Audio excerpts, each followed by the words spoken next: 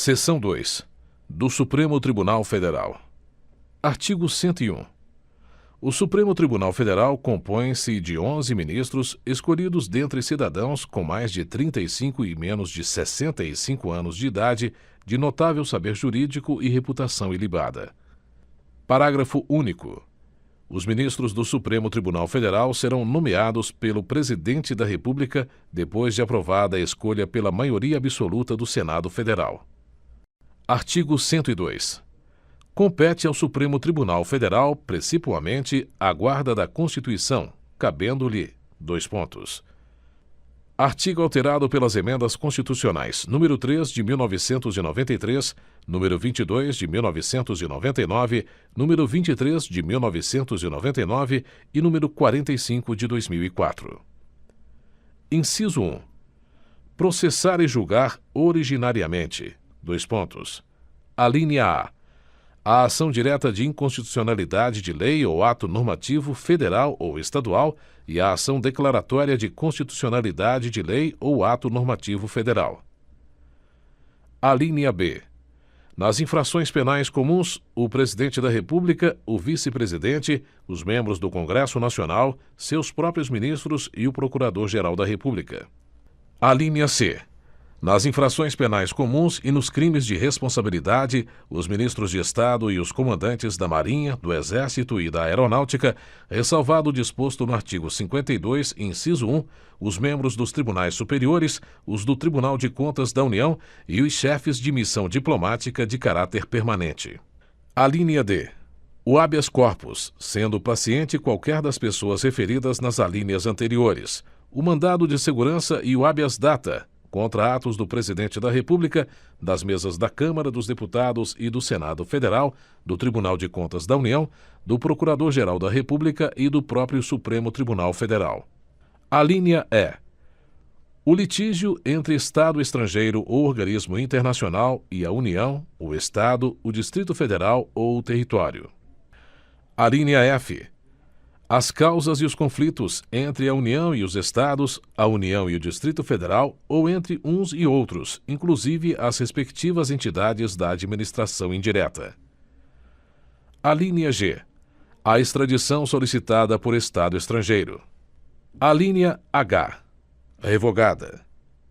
Alínea I. O habeas corpus, quando o coator for Tribunal Superior ou quando o coator ou o paciente for autoridade ou funcionário cujos atos estejam sujeitos diretamente à jurisdição do Supremo Tribunal Federal ou se trate de crime sujeito à mesma jurisdição em uma única instância. Alínea J. A revisão criminal e a ação rescisória de seus julgados. Alínea L. A reclamação para a preservação de sua competência e garantia da autoridade de suas decisões. Alínea M. A execução de sentença nas causas de sua competência originária, facultada a delegação de atribuições para a prática de atos processuais. Alínea N.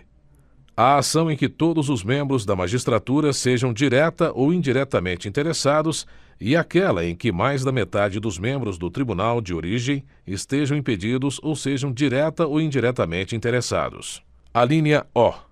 Os conflitos de competência entre o Superior Tribunal de Justiça e quaisquer tribunais, entre tribunais superiores ou entre estes e qualquer outro tribunal.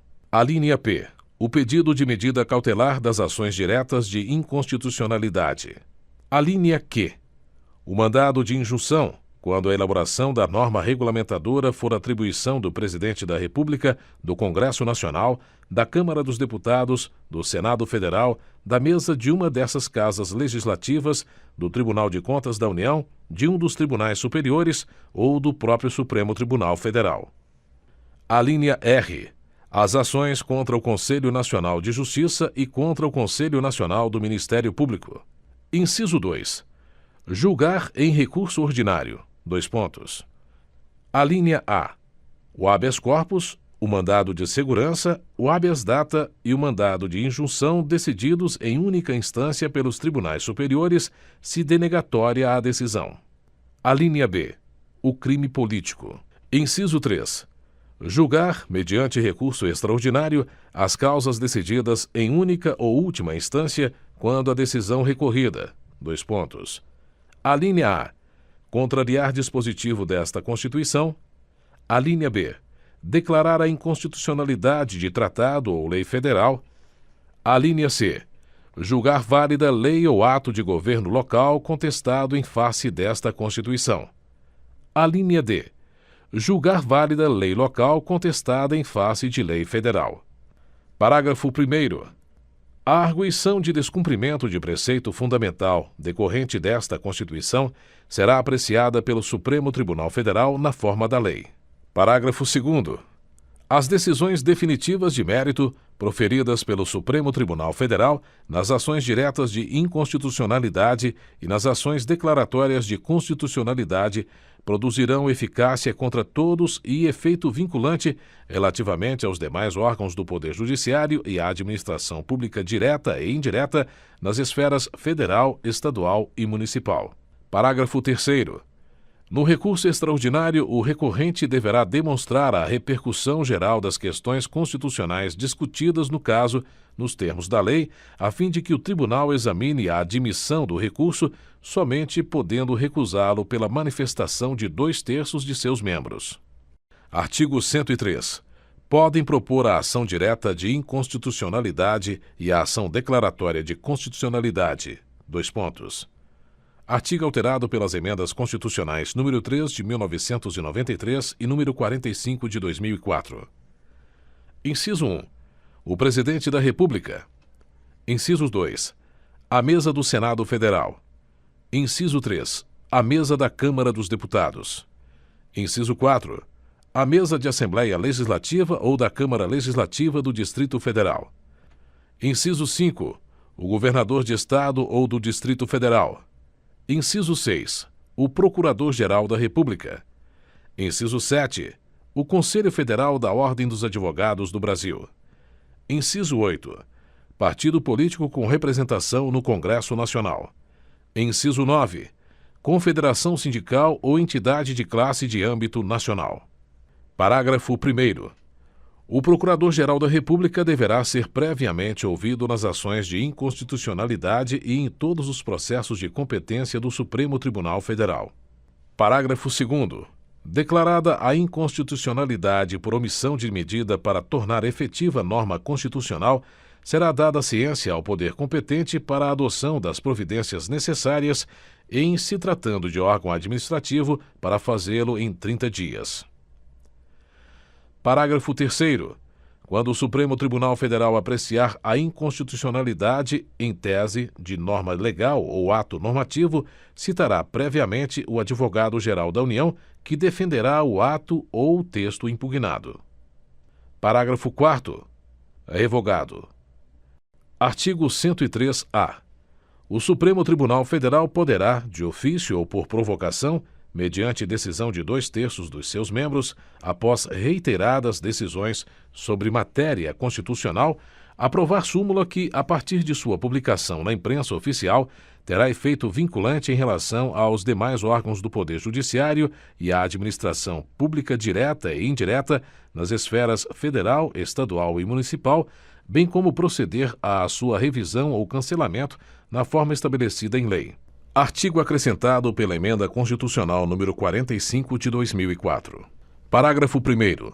A súmula terá por objetivo a validade, a interpretação e a eficácia de normas determinadas acerca das quais haja controvérsia atual entre órgãos judiciários ou entre esses e a administração pública que acarrete grave insegurança jurídica e relevante multiplicação de processos sobre questão idêntica. Parágrafo 2º. Sem prejuízo do que vier a ser estabelecido em lei, a aprovação, revisão ou cancelamento de súmula poderá ser provocada por aqueles que podem propor a ação direta de inconstitucionalidade. Parágrafo 3º.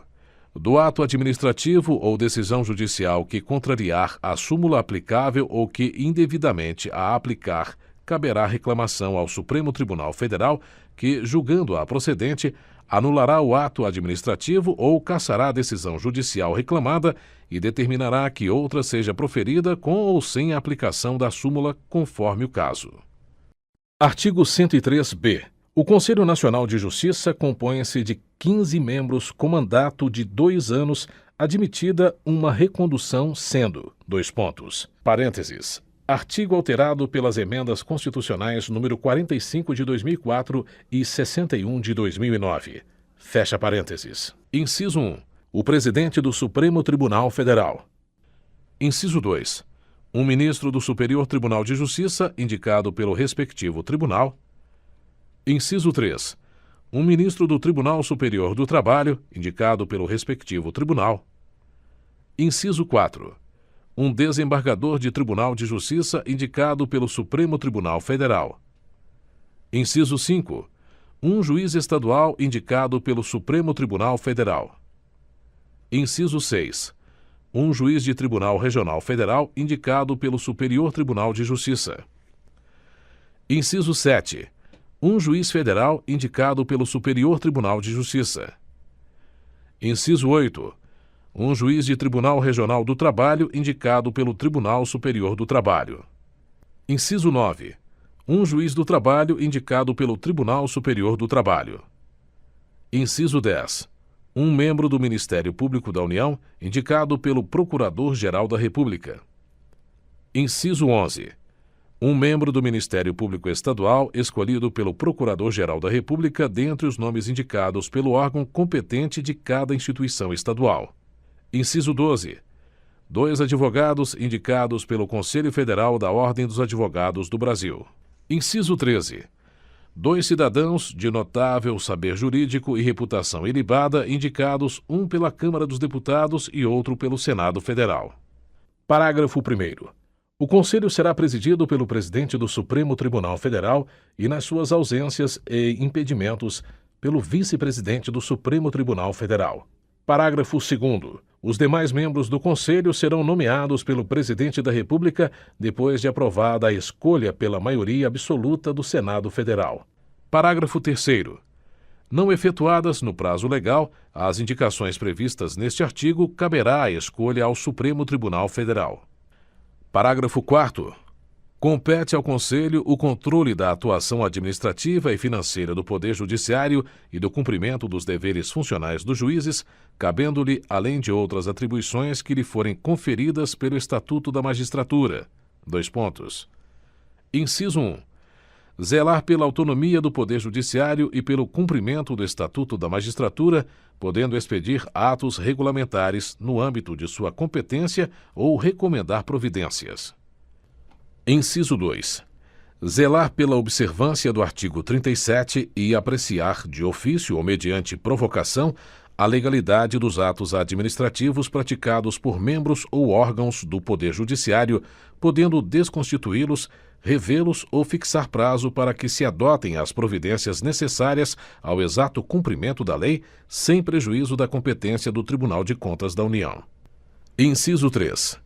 Receber e conhecer das reclamações contra membros ou órgãos do Poder Judiciário, inclusive contra seus serviços auxiliares, serventias e órgãos prestadores de serviços notariais e de registro que atuem por delegação do Poder Público ou oficializados, sem prejuízo da competência disciplinar e correicional dos tribunais, podendo avocar processos disciplinares em curso e determinar a remoção, a disponibilidade ou a aposentadoria com subsídios ou proventos proporcionais ao tempo de serviço e aplicar outras sanções administrativas, assegurada ampla defesa.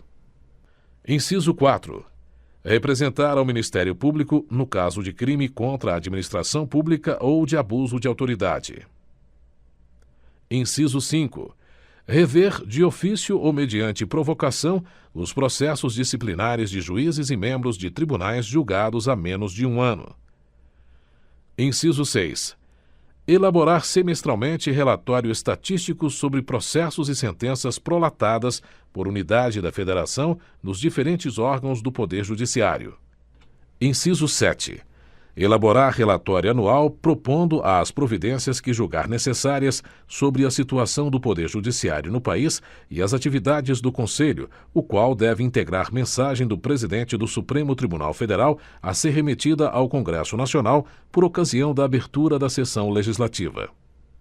Parágrafo 5º. O ministro do Superior Tribunal de Justiça exercerá a função de ministro corregedor e ficará excluído da distribuição de processos no tribunal, competindo-lhe, além das atribuições que lhe forem conferidas pelo Estatuto da Magistratura, as seguintes: dois pontos. Inciso 1. Receber as reclamações e denúncias de qualquer interessado relativas aos magistrados e aos serviços judiciários. Inciso 2. Exercer funções executivas do Conselho, de inspeção e de correição geral. Inciso 3. Requisitar e designar magistrados, delegando-lhes atribuições e requisitar servidores de juízos ou tribunais, inclusive nos Estados, Distrito Federal e territórios. Parágrafo 6º. Junto ao Conselho oficiarão o Procurador-Geral da República e o Presidente do Conselho Federal da Ordem dos Advogados do Brasil. Parágrafo 7º. A União, inclusive no Distrito Federal e nos territórios, criará ouvidorias de justiça competentes para receber reclamações e denúncias de qualquer interessado contra membros ou órgãos do Poder Judiciário ou contra seus serviços auxiliares, representando diretamente ao Conselho Nacional de Justiça.